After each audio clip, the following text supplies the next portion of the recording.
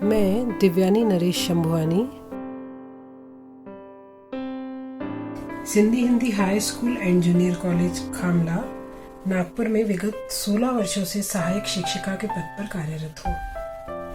आज हम देखते हैं कि अंग्रेजी के अधिकाधिक चलन के कारण बच्चों का हिंदी के प्रति रुझान कम होता जा रहा है। हिंदी विषय के प्रति बच्चों में आकर्षण लगाव हो तथा खेल खेल में वह उसे आनंददायी तरीके से सीख जाए।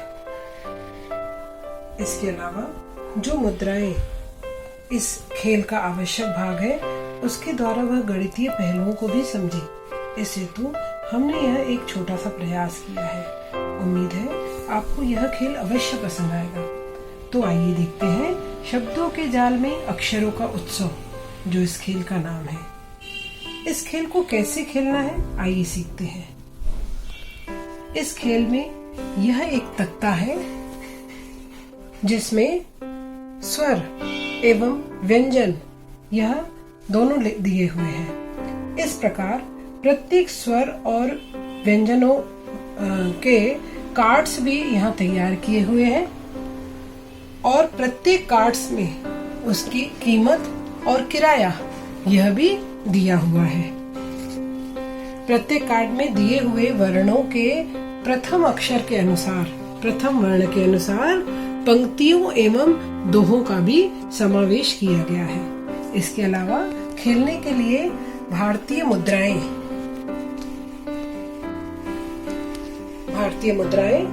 गोटियां एवं डाइस, इनका भी उपयोग किया गया है। बूझो तो जाने के लिए ये पहेलियों का कार्ड्स भी बनाया गया है, जिसमें विभिन्न पहेलियां उत्तर सहित दी हुई हैं।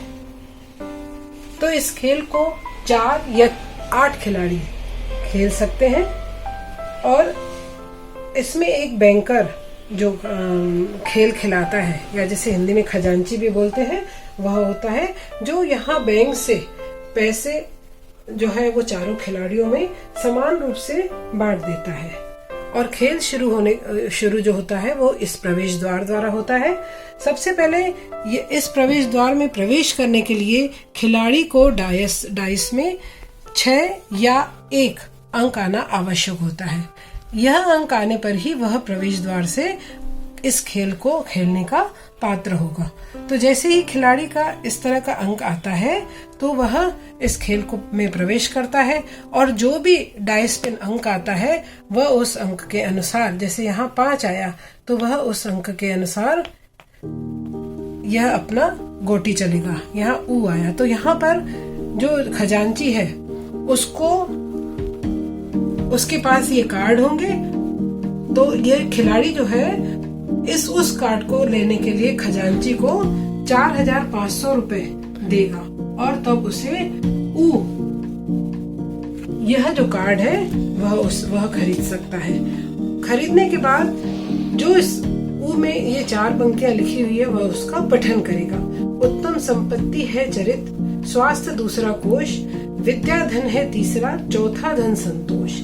इस प्रकार का पठन करने से अन्य जो खिलाड़ी हैं वह इसे सुनेंगे, तो इस प्रकार पठन और श्रवण इन दोनों कौशलों का विकास होता है।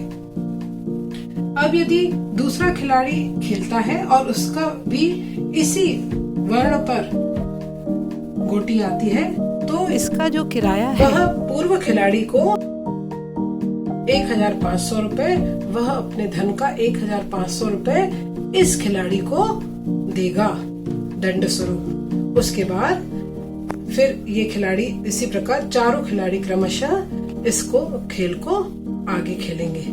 अब यहाँ स्वर्ण लाभ लिखा है। स्वर्ण लाभ जो है यहाँ नियम के अनुसार 3 लाभ दिए हुए हैं, स्वर्ण लाभ, रजत लाभ और कांस्य लाभ। तो स्वर्ण लाभ में 3 घरों की, रजत पे 2 घरों की और कांस्य पर 1 घर की खिलाड़ी को बढ़त मिलेगी।